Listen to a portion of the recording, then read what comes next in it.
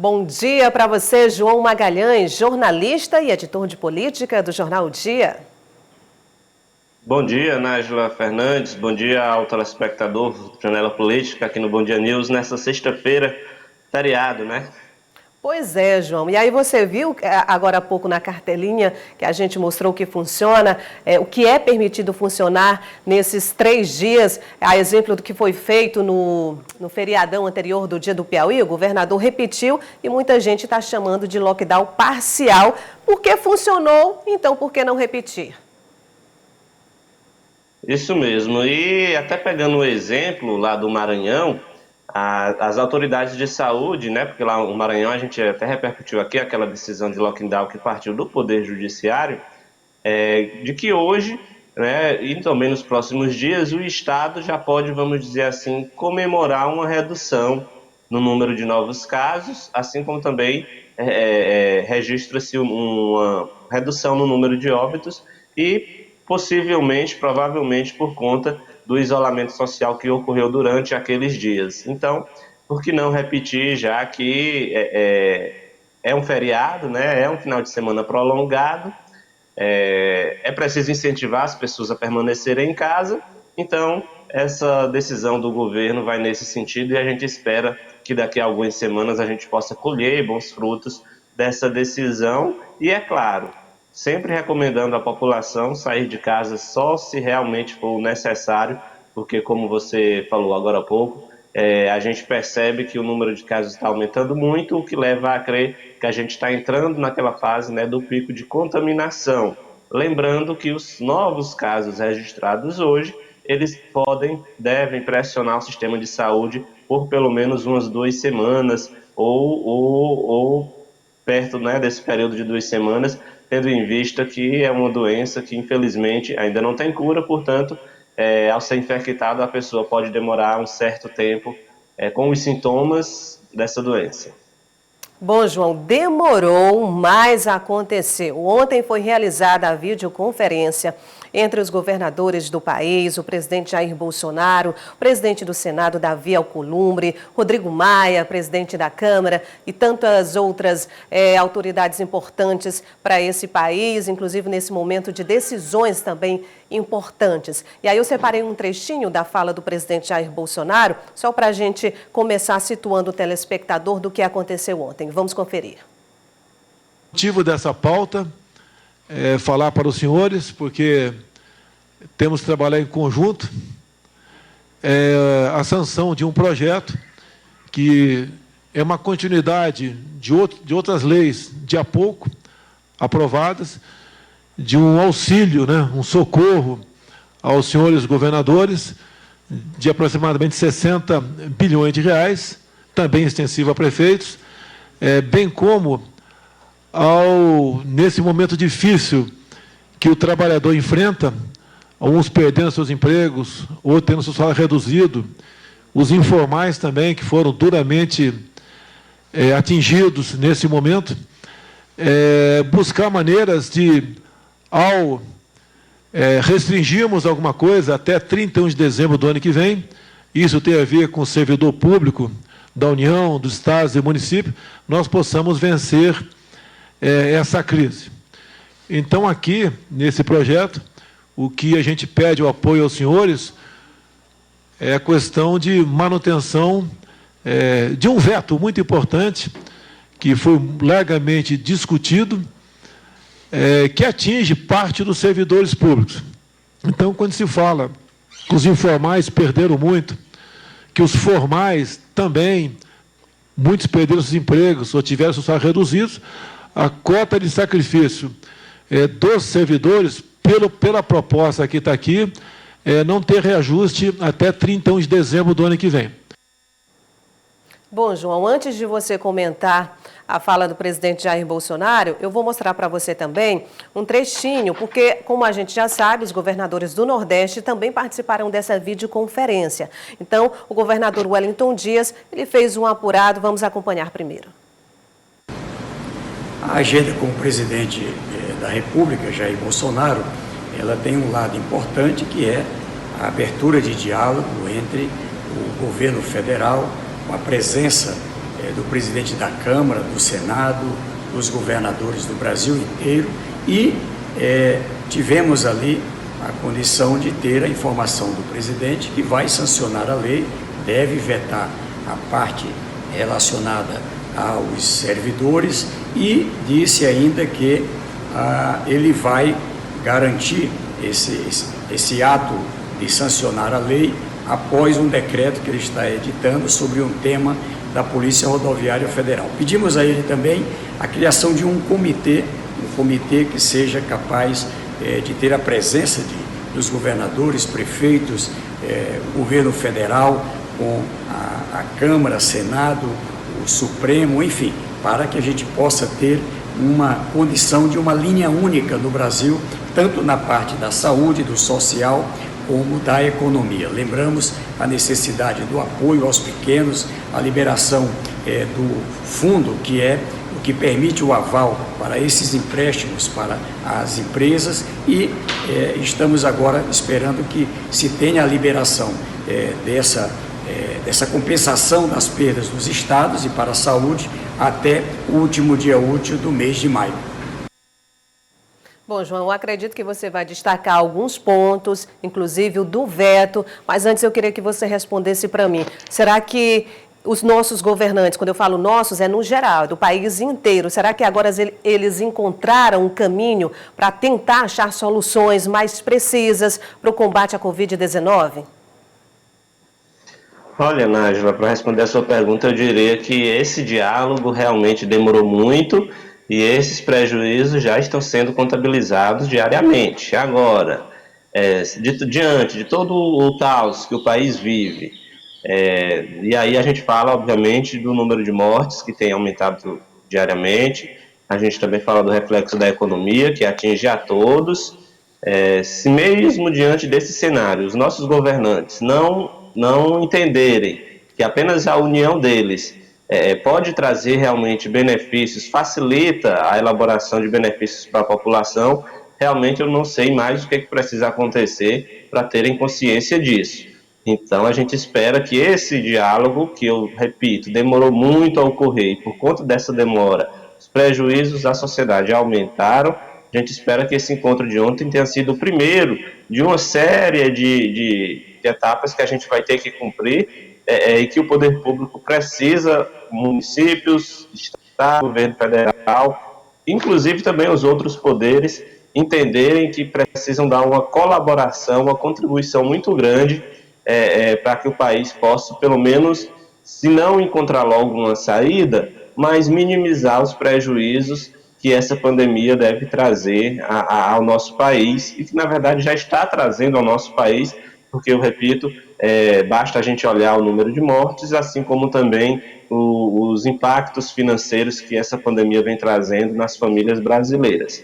E aí, falando mais especificamente sobre a fala do presidente Jair Bolsonaro e depois da do governador Wellington Dias, firmaram aí alguns compromissos, né? Um deles é de que a ajuda aos estados e aos municípios realmente deve começar a chegar nesse mês. O presidente deve sancionar nos próximos dias o pacote de socorro aos estados e municípios. Esse dinheiro é fundamental para que, além de combater a pandemia, a economia tenha um fôlego principalmente para que estados e municípios não atrasem folha de pagamento, que a gente sabe que é o principal vetor da economia de estados pobres e de municípios pobres, que é a realidade aqui do Piauí.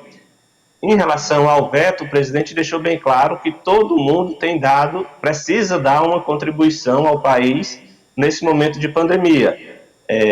Informais estão sendo completamente atingidos porque estão sem o isolamento social, fizeram eles perder vendas. Empregados formais também estão tendo prejuízos porque muitos foram demitidos, outros tiveram lá seu salário reduzido. As empresas, essas são afetadas diretamente porque muitas delas estão com as portas fechadas, sem poder, algumas trabalhando, mas mesmo atendendo remotamente, essa receita chega a 15%, 20% do que elas teriam em dias normais. Então, o governo federal entende que a parcela de contribuição dos servidores públicos é ficar até o final do ano que vem sem reajuste salarial. Então, em um cenário que a gente precisa evitar o atraso da folha de pagamento, realmente parece ser bastante, vamos dizer, sensato que nesse momento os servidores públicos passem aí esse período sem ter aumento nos seus salários, porque realmente é aquela história, hoje a economia do país, diante dessa pandemia, precisa escapar também. Então essa medida traria resultados positivos, porque o governo federal passaria a economizar bastante recursos públicos ao congelar o salário dos servidores públicos. Além disso, é preciso também que a gente faça sempre uma espécie de comparação entre serviço público e iniciativa privada. Se na iniciativa privada os trabalhadores ou estão sendo demitidos ou estão tendo o seu salário reduzido, é natural que no poder público eles, já que têm a estabilidade, não podem ser demitidos, que pelo menos tenham aí seus salários congelados durante esse período, porque realmente há uma prioridade nesse momento, que é o combate à pandemia e, consequentemente, a estabilidade da economia, para que o governo também possa elaborar, empreender esforços para ajudar aquele outro segmento da população que não é servidor público e que hoje está numa situação muito complicada, porque vive na informalidade ou porque está com seu comércio com as portas fechadas, Nádia. Exatamente, João Magalhães, como sempre sendo cirúrgico. Mas, João, enquanto o presidente Jair Bolsonaro, o Congresso e os governadores do país se reuniram através de videoconferência ontem, ainda ontem, quinta-feira, os senadores Ciro Nogueira, Eumano Ferrer, Marcelo Castro, também através de videoconferência, se reuniram com Jonas Moura, presidente da PPM, e outros prefeitos municipais aqui do Piauí. A gente pode dizer que foi uma videoconferência também proveitosa, que deve surtir efeitos a partir de então? Olha, eles até discutiram vários assuntos, mas essa conversa ela tinha um ponto fundamental, Nájila. As eleições municipais. A gente sabe que os prefeitos, eles estão exercendo seus mandatos, estão empreendendo esforços no combate à pandemia, mas sem dúvida nenhuma eles também estão pensando nas eleições. Não é só eles, na verdade a gente sabe que o brasileiro sempre acompanha eleições de uma forma bastante intensa. Então, nesse encontro, os senadores explicaram como é que está a situação. O senador Eumano Ferrer tem uma PEC lá no Congresso que é para prorrogar os mandatos até 2022. O senador Ciro Nogueira concorda com essa visão de que nesse ano não deveria ter eleições e por isso os mandatos deveriam ser prorrogados por mais 2 anos. No entanto, essa tese já é praticamente entendida como algo que não tem condição de passar, até porque o Poder Judiciário, principalmente a Justiça Eleitoral, não vê com bons olhos a possibilidade de dar mais tempo, né, aos prefeitos atuais, um tempo esse para o qual eles não foram eleitos. Então, existem outras PECs lá que tratam sobre eleições. Outra é uma do senador Marcelo Castro, que tira do Congresso Nacional a responsabilidade de agendar as eleições, né? Hoje, tudo que se fala sobre eleições é através de uma lei federal aprovada pelo Congresso, e essa PEC do senador Marcelo Castro direciona ao Tribunal Superior Eleitoral a responsabilidade de marcar as eleições. Então, o Congresso, caso aprove essa medida, vai caber aí ao TSE definir quando serão as eleições. Se não der certo em outubro, então passa a ser novembro. Se não der certo em novembro, passa a ser em dezembro, janeiro, fevereiro, enfim. É uma proposta também que está sendo discutida. No entanto, os senadores deixaram muito claro aos prefeitos que há uma tendência realmente praticamente consolidada lá no Congresso, de que as eleições devem sim ser adiadas, mas ainda para esse ano. Inclusive, o presidente da Câmara, Rodrigo Maia, ontem chegou até a sugerir datas, que seria aí lá em novembro e também em dezembro, né? Ou lá pelo dia 15 de novembro, ou dia 6 de dezembro, enfim, são datas aí que já estão bastante discutidas lá no Congresso Nacional e que contam com a simpatia de líderes partidários, tanto do presidente da Câmara quanto do presidente do Senado, e também de justiça eleitoral. Então, é praticamente consolidada aí essa definição de que as eleições municipais serão sim adiadas, mas ainda para esse ano, restando apenas decidir se em novembro ou dezembro, mas o recado dado dos senadores aos prefeitos foi exatamente nesse sentido. Então, isso, de uma certa forma, deve fazer com que os prefeitos continuem empreendendo esforços para combater a pandemia, mas também de olho no calendário eleitoral, porque realmente esse ano, sendo ano de eleições municipais, não tenha dúvida que essa discussão vai se intensificar. A gente que sabe que, principalmente, e não só no interior, mas aqui na capital, as eleições municipais sempre são ferrenhas. Eu acho que daqui a uns 3, 4 meses esse cenário vai estar muito consolidado nesse sentido.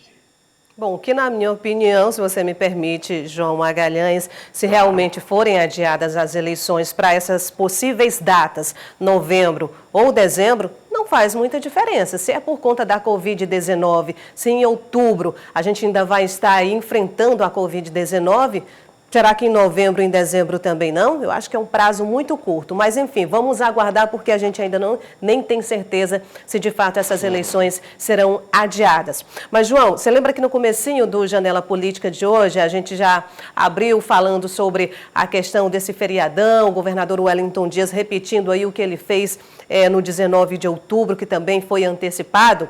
E aí, por conta do decreto estadual que expirou ontem, quinta-feira, dia 21, e foi prorrogado até o dia 7 de junho, a gente foi ouvir a opinião do presidente da Assembleia Legislativa, o deputado Temístocles Filho, e ele gravou um vídeo para a gente mostrando a sua opinião em relação a essa questão, inclusive ainda esse decreto que restringe a abertura do comércio, permitindo que funcionem apenas serviços considerados essenciais.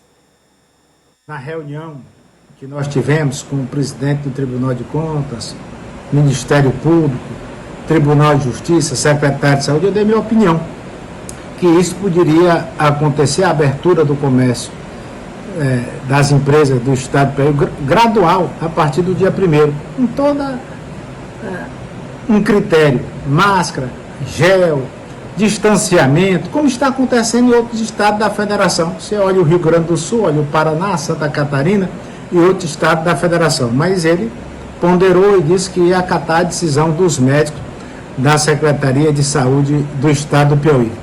O coronavírus no Piauí e no Brasil, no meu entender, tem muito mais gente com esse problema. Só que os testes são poucos. No Piauí, no Maranhão, no Ceará, em São Paulo, em qualquer estado da federação. No meu entender, pode ter mais de 100%, 200%, 300% ou 500%. Infelizmente, muita gente no Brasil não foi testado. Por isso que cada teste que o hospital ou a prefeitura faça, vai encontrar gente contaminado no nosso país, no estado do Piauí, no Maranhão ou qualquer estado da federação. Bom, João, segundo Temístocles Filho, a partir do dia 1º já seria possível, de forma gradual, claro, reabrir o comércio aqui no Piauí. Mas o governador Wellington Dias foi pela opinião dos médicos, dos estudiosos, enfim. Seria a primeira vez que o governador não escuta Temístocles Filho, João? Olha, a opinião do presidente da Assembleia Legislativa, sem dúvida nenhuma, sempre influencia os passos do governo do Estado, mas nesse caso, Nájila, eu percebo que o governo do Estado, como ele ainda não veio a público falar sobre, que já tem elaborado um plano para retomada gradual dos serviços, e hoje, 22 de maio, então o que o governo do Estado tem planejado? Prorroga esse decreto até o dia 7 de junho, que foi feito, e até lá a gente monta uma equipe para estudar essa abertura gradual dos serviços, ouvindo as entidades do comércio, da indústria, enfim, as prefeituras, e aí no dia 7 de junho, ao invés da gente prorrogar esse decreto, a gente mostra aí um plano para reabertura gradual do comércio. Eu acredito que é nesse sentido que o governo está pensando. Então, essa legislação, esse decreto em vigência hoje, ele se estende até o dia 7 de junho, e eu não tenho dúvida que lá, perto do dia 7 de junho, o governo vai aparecer com um plano de retomada gradual dos serviços, porque é uma questão que realmente já a gente observa que já está, vamos dizer assim, chegando no limite do ponto de vista mesmo econômico. A maioria das empresas estão há 2 meses, né, com os portões fechados, embora grande parte delas tenham atuado aí em delivery, atendendo clientes por telefone, pela internet. A gente sabe que essa arrecadação ela chega a 20%, no máximo 25% do que seria caso ela estivesse lá funcionando. Então, a economia realmente precisa ser retomada? Precisa. Vai ser, ninguém tem dúvida disso, mas essa retomada precisa ser gradual, muito bem planejada e sobre determinadas regras, né? Sobre determinadas regras, que é o que o governo do Estado deve estar elaborando nesse sentido com os representantes do comércio. E essas novas regras, que o deputado Temístocles Filho até citou, sem dúvida nenhuma, precisam ser bastante divulgadas, assim como também o governo precisa orientar a população que não é porque haja um retorno gradual dos serviços que a população precisa urgentemente ir atrás, né, ir atrás de contratar esses serviços, de fazer compras. Pelo contrário, a gente até já falou aqui de exemplos, como por exemplo na Europa, em que mesmo o comércio sendo retomado, a população teve uma certa cautela em não ir de uma vez para os restaurantes, não ir de uma vez para as lojas, porque realmente, querendo ou não, quando a gente retomar no pós-pandemia, a gente vai precisar retomar as atividades, mas com atenção muito redobrada, para que não haja aí um aumento substancial no número de infecções e possa trazer novamente uma onda de contaminação. Então, não tenho dúvidas que daqui para o dia 7 de junho, o governo do Estado deve estar elaborando aí um plano para retomada gradual das atividades econômicas.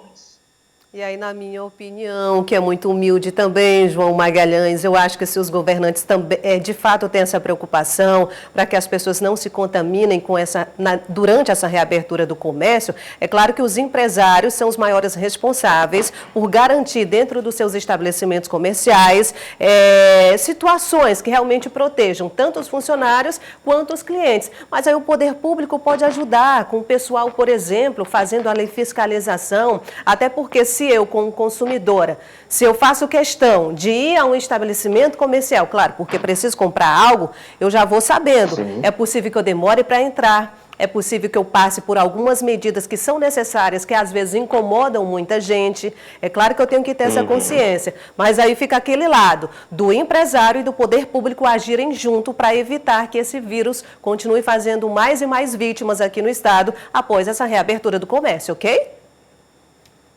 Com certeza, Nájila. Realmente vai ser nesse sentido aí as discussões e a gente espera que quando essa retomada seja realizada, a gente possa contar aí tanto com as ações do poder público, do empresariado e também a consciência da população de que a realidade vai ser um pouco diferente, na verdade muito diferente do que a gente vivenciava antes dessa pandemia.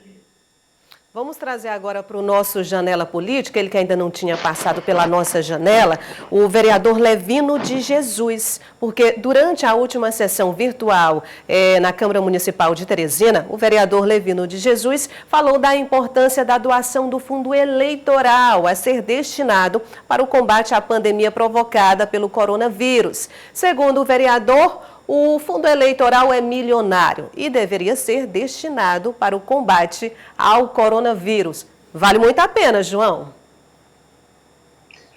Não tenho dúvidas, Nájila. Agora, ocorre que aquela história, nesse momento, como a gente ainda não tem uma definição se as eleições vão ocorrer ou não, e tudo leva-se a crer que elas vão ocorrer, com certeza os partidos políticos não querem abrir mão desse recurso que deve ser gasto lá na frente nas campanhas eleitorais.